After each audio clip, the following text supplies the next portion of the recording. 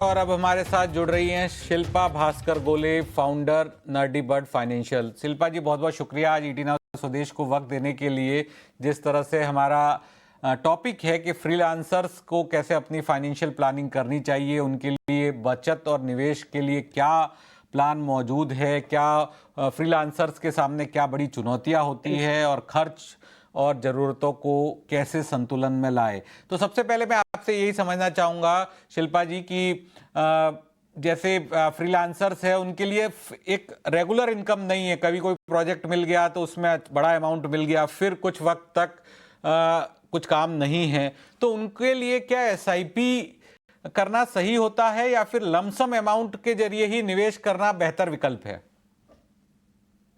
अनुराग जी, आपके शो पे बुलाने के लिए धन्यवाद। बिल्कुल, ये एक बहुत ही जरूरी सवाल है क्योंकि फ्रीलांसर्स को एक बहुत बड़ा सबसे बड़ी उनकी चुनौती है कि इनकम उनका रेगुलर नहीं होता। लेकिन अगर एसआईपी की बात करें, एसआईपी तो एक मंथली निवेश ही होता है, निवेश का तरीका है जिसमें हर महीने ऑटोमेटिक तरीके से एक फिक्स्ड अमाउंट आपके अकाउंट से, खाते से डिडक्ट होके जा रहा है। तो इस केस में जैसा आपने कहा, बिल्कुल एक लमसम इन्वेस्टमेंट की बात हो सकती है।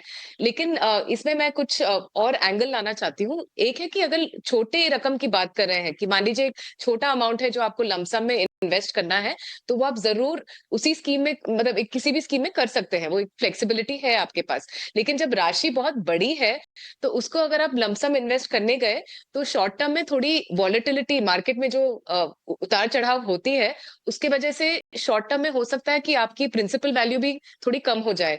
तो इसके लिए एक बेहतर तरीका है, वो है एसटीपी, अनुराग जी। तो यानी पहले जो है वो लमसम है, लिक्विड फंड के अंदर निवेश कर दिया जाए और फिर वहां से एसआईपी शुरू की जाए या एसटीपी शुरू किया जाए। जी, तो अनुराग जी, जो एसटीपी है वो बिल्कुल एसआईपी के कॉन्सेप्ट से ही जुड़ा है। तो थोड़ा उसमें और डिटेल में जाते हैं। तो मान लीजिए आपके पास 6 लाख लमसम पड़े हैं। तो ये 6 लाख लमसम उठा के आप एक लिक्विड फंड में डाल सकते हैं। वो लिक्विड फंड आपका सोर्स फंड बन जाता है। लिक्विड फंड मार्केट से लिंक नहीं है, तो वहां पे पैसे स्टेबल होते हैं। एक छोटी सी रिटर्न आपको मिलती जाती है और वो एक गारंटीड रिटर्न रहती है। अब ये सोचिए कि वहां से आप एक नया इंस्ट्रक्शन अभी सेटअप कर रहे हैं, एक सिस्टमैटिक ट्रांसफर प्लान यानी कि एसटीपी। तो बिल्कुल एसआईपी की तरह ही अभी क्या होगा कि आपके लिक्विड फंड से पैसे हर महीने, जिस डेट आप जो जो भी आप डेट देंगे उस हिसाब से हर उस डेट पे वो पैसे आपके लिक्विड फंड से कट के एक इक्विटी फंड में जाएंगे। तो इस तरीके से आप मार्केट लिंक्ड म्यूचुअल फंड्स में आप पैसे डाल सकते हैं और आप लॉन्ग टर्म इन्वेस्टमेंट के लिए सोच सकते हैं, अनुराग जी। मैम, आपसे समझना चाहते थे कि फ्रीलांसर्स को अपना कितना जो मंथली खर्चा होता है उसका कितने गुने तक जो पैसा है वो बचा के रखना चाहिए इमरजेंसी के तौर पे, और अपना जो फाइनेंशियल प्लानिंग के लिए कितना जो महीने का खर्च है उसके कितने गुना तक उन्हें पैसा बचाना जरूरी है उनके लिए। तो देखिए अनुराग जी, ये डिपेंड करता है कि आपका बिजनेस किस टाइप का है और आपकी बिजनेस साइकिल या आपकी फ्रीलांसिंग की जो इनकम की साइकिल है वो कैसे रहती है। तो कुछ कुछ लोग ऐसे हैं जो 3-3, 4-4 या 6-6 महीने भी उनको बिना किसी कमाई का काटना पड़ता है। और कुछ लोग हैं जिनका 3-4 महीने तक ही का टाइम पीरियड ऐसा रहता है जब पैसे थोड़े कम आते हैं, फिर वापस बड़ी राशि में उनकी कमाई रहती है। तो ये देखना बहुत जरूरी है कि आपके बिजनेस साइकिल या आपका जो फ्रीलांसिंग का इनकम साइकिल है वो कैसा है, पहला। तो उस हिसाब से आप ये सोचिए कि 3 से 6 महीने का के जो एसेंशियल एक्सपेंसेस है, आपके बिल्कुल आवश्यकताएं हैं, जैसे आपके घर का किराया हो या किराने और फूड के खर्चे हो या आपकी लोन ईएमआई हो, वो सारे जो खर्चे हैं, वो जो जो भी आपके मंथली एक्सपेंसेस हैं, उनको मल्टीप्लाई बाय 3 कीजिए या मल्टीप्लाई बाय 6 कीजिए। सो हम बोल रहे हैं कि 3 मंथ्स टू 6 मंथ्स, इस रेंज में जो अमाउंट है, ये एक बफर आप रखिए, जिससे जिन महीने में आपकी कमाई थोड़ी कम होती है, उन महीनों में से सारे खर्चे आप इस फंड से निकाल सकते हैं। और जैसे आपकी राशि थोड़ी ज्यादा कमाई की आती है, तो इस फंड को आप रिफिल भी करते जाएं। और मैं यहाँ पे ये भी कहना चाहूंगी अनुराग जी कि यहाँ पे हम इमरजेंसी फंड की बात नहीं कर रहे। तो ये जो 6 महीने का फंड है, ये आप थोड़ा इसको मेंटली अलग से अकाउंट कीजिए कि ये पैसा भी थोड़े लो रिस्क लो रिटर्न इन्वेस्टमेंट में ही रहेगा। जैसे कि आपके फिक्स डिपॉजिट्स हुए, लिक्विड फंड हुए या आर्बिट्राज फंड, बिल्कुल इमरजेंसी फंड इन्वेस्टिंग की तरह ही। लेकिन ये एक अमाउंट बिल्कुल अलग है इमरजेंसी फंड से। आप ये सोचिए कि ये एक प्लान्ड अमाउंट है कि 6 महीने अगर कमाई थोड़ी कम हो, उसके लिए ये जो फंड है वो काम आएगा।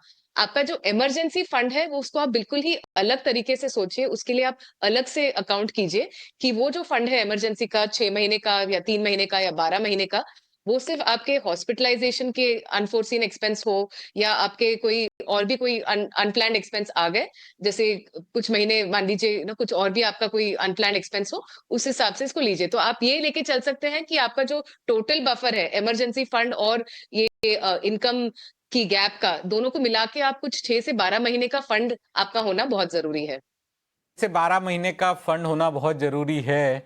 इसके अलावा शिल्पा जी, जैसे हम लोग हैं जो सैलराइड लोग हैं, उनको ग्रुप इंश्योरेंस मिलता है एम्प्लॉयर की तरफ से, अपने लिए, अपनी फैमिली के लिए, पेरेंट्स के लिए भी, या तो इन लॉज के लिए या फिर मदर फादर का कवरेज होता है। तो फ्रीलांसर्स के पास ये विकल्प नहीं है, और अगर फ्रीलांसर्स चाहते हैं कि अपने पेरेंट्स को भी वो सेफ्टी नेट में इंक्लूड करे, तो क्या ऑप्शन है इंश्योरेंस के उनके पास? जी, अनुराग जी। इंश्योरेंस एक बहुत ही ज़रूरी पहलू है देखना, क्योंकि यहाँ पे हम निवेश की भी बात कर रहे हैं और ऐसे भी महीने हो सकते हैं जब इनकम आपकी कम पड़े। तो ये जो कवच है, सुरक्षा कवच आप अपने लिए बना रहे हैं, वो बहुत ज़रूरी है। तो वो सुरक्षा कवच में एक तो आपका हो गया इमरजेंसी फंड, दूसरा हो गया आपका हेल्थ इंश्योरेंस। तो अगर आप एक परिवार हैं जिसमें हस्बैंड, वाइफ और बच्चे हों, तो एक फैमिली फ्लोटर प्लान ज़रूर ले लीजिएगा। और कितना कवर है वो आपके सिटी पे डिपेंड करता है कि वहाँ पे किस टाइप के हॉस्पिटलाइजेशन एक्सपेंसेस हैं और वो राशि कहाँ तक जाती है।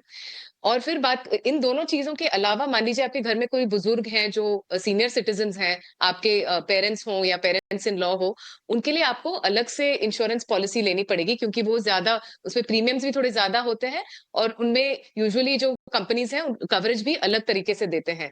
तो उनमें थोड़ा कम कवरेज मिलता है, लेकिन उसमें आपको थोड़ा ज़्यादा बजट लेके चलना पड़ेगा प्रीमियम का। इन दोनों चीज़ों के अलावा अनुराग, एक तीसरा पहलू है, वो है term life insurance.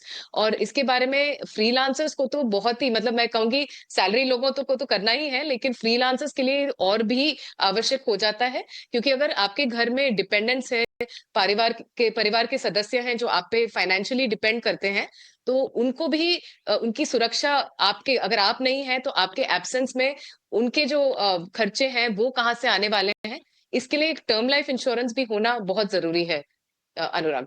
Term life insurance होना बहुत ज़रूरी है लाइफ की अनसर्टेनिटीज़ को देखते हुए परिवार के लिए। ये शिल्पा जी का कहना है। बहुत बहुत शुक्रिया शिल्पा जी, आज आप हमारे साथ जुड़ी और फ्रीलांसर्स का मनी मैनेजमेंट कैसे हो ये आपने हमारे दर्शकों को बताया।